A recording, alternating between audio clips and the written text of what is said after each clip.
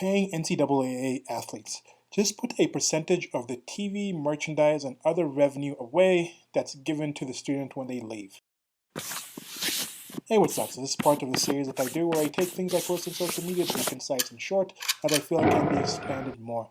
Normally expand on them in the comment section if people engage, and I decided, hey, let me make some audio-visual versions and see if we can also talk about them here in the comment section.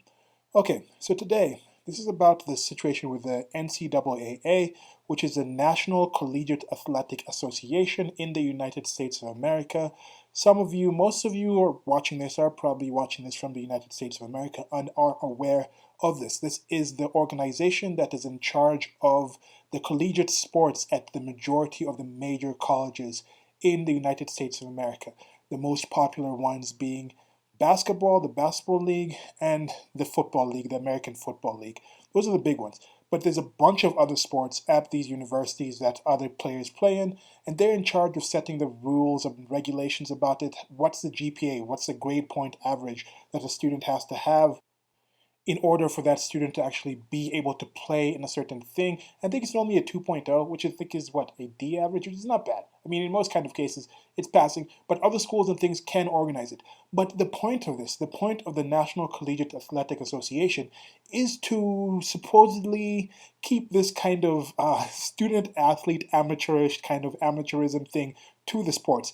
But the amount of money that's being pumped into these things, like the amount of money being pumped into this, for example, like the ball games in in the NCAA American Football League, schools get millions of dollars for this. So it's big money for the institutions, for the schools themselves, for the administration. So they say, okay, instead of having schools directly do this, let's have a private institution handle this thing and organize this, do the deals with the broadcasting and the merchandising. Supposedly, in general, part of the reason you're not supposed to actually sell jerseys and things like that with the players' names on it. Some schools like Penn State doesn't even put the names on the backs of the jerseys. I think Notre Dame also doesn't do it. No, Notre Dame does it. But anyway, so it gets to this kind of situation where they're getting the money. And people have been talking about for a long time how this is a horrible situation. I used to be one of the people who was thinking, I played college football in the United States of America. It was Division III, so it wasn't as big as that. It was Division II, sorry. Division II, West Liberty State Hilltoppers. Yeah, go Hilltop. Anyway, so in that kind of situation, I wasn't necessarily thinking, oh, I should be paid for what I'm doing. Because I enjoyed what I was doing. And this is the kind of situation people say, oh, most of these kids enjoy what they're doing. They're not paid for it. But in many situations, they say these athletes in these sports can't actually be employed outside of the school. There's very limited jobs on campus that they can do. And this is partially so, oh, they can have time to focus on their studies. And they say, oh, if they're working at a certain job outside of the school, it brings up the chance of that person being bribed. Let's say you have somebody, and like I'm saying, this is big money. These are things televised all over the country, all over the world in some cases. The amount of money being bet in these things. For example, you have a quarterback. That quarterback is working at a car dealership or something. Then at that car dealership, this is a situation that I think has kind of happened, where someone's like, okay, we're not going to actually give you this car, but whenever you need a car, you or anybody else in your family needs a car, they can just come and borrow a car from the dealership. And then that kind of gets the person to be more like, okay, this person is going to come to my school in order for this to happen. Now, somebody else can say, hey, if you're working at this law firm or something, you're just a little agent, you're just somebody working in the back of the law firm, but if you actually end up throwing an interception, throwing the ball away instead of scoring a touchdown, and you get this other team to win, then we'll pay you through your workplace X amount of dollars. So people say, oh, there's that kind of thing where you're going to take away that. That's what people normally say if you have this kind of paying kind of situation. But when it's come down to it, the amount of money that's going to this thing, the millions are going into this thing, when it comes down to it, a lot of these athletes don't actually make it to the professional leagues.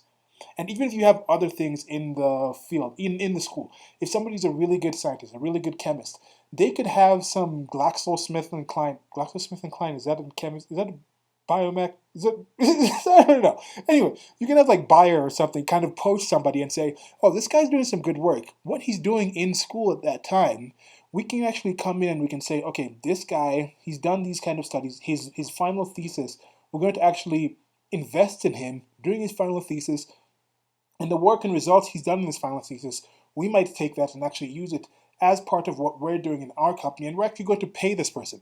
There's nothing against somebody who's a chemist doing that. If somebody's a really good musician, that person is allowed to actually perform for the school's orchestra or the school's band or something like that. But they can also go and do their own shows, do their own private shows and things like that and gain money from that. They could probably get sponsorships. Now, that's the kind of thing here. Now, if somebody like recently Zion Williamson was a big phenom at Duke basketball, people are like, why can't he actually get somebody to come in and actually sponsor him? Why can't Nike sponsor him directly instead of having to sponsor the school and then he has to wear the shoes from that school, from that team? Why can't he get sponsored directly out of high school, even in high school? Why didn't he start getting sponsored in high school? So these kind of questions into it, and there's so much money going around. And there's been a situation where I think in California they've said, okay, you can pay athletes in a kind of way. And I was kind of thinking, how would this payment system work? This is something I've thought of for a bit, and I'll expand on it in a separate video. This is supposed to be a shorty. We're already kind of running long with this one. And I'll get back to what like I said, I'll get back to the main thing and finish it off there. I'm just saying, put a percentage of the money away.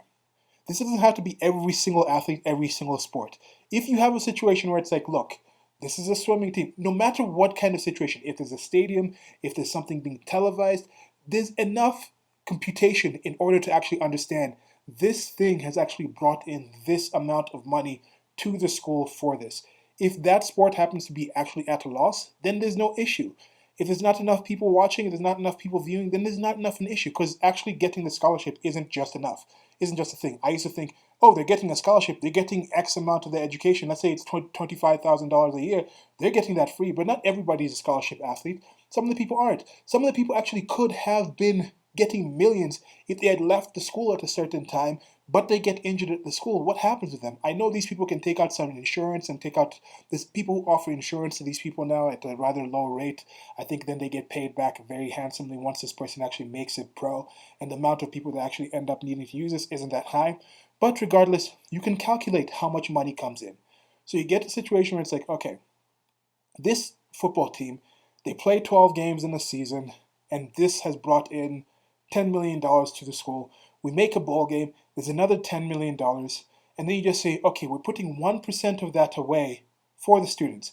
Now, if that student has played X amount of minutes in a game, that counts as a full game. If they played less than that, that counts as a half game. So for that game, everything's allotted. There's enough for full game, there's enough for half game. And all this money is given once that student is no longer part of the team. Once that student either graduates, or that student gets injured, or that student goes off to the into the professional leagues, that amount of money is then given to the student. Now I think that's a start. Or there could be a credit line, or there could be something. But I think this is just a simple one where most people would agree, at least get the kind of situation as a bridge maybe to the situation where you can find out more payment things. I don't think people would be against this, just saying, I understand these people made X amount of money for this institution, put a percentage away from them, and then you can give them that money after they actually graduate. I don't think, or they're actually done with that sport, done with that system. I don't think that's a negative thing. That's not something I think most people can actually be against. Let me know what you think about this. This has turned out to be a lot longer than a shorty. Apologies for that, but till next video, goodbye.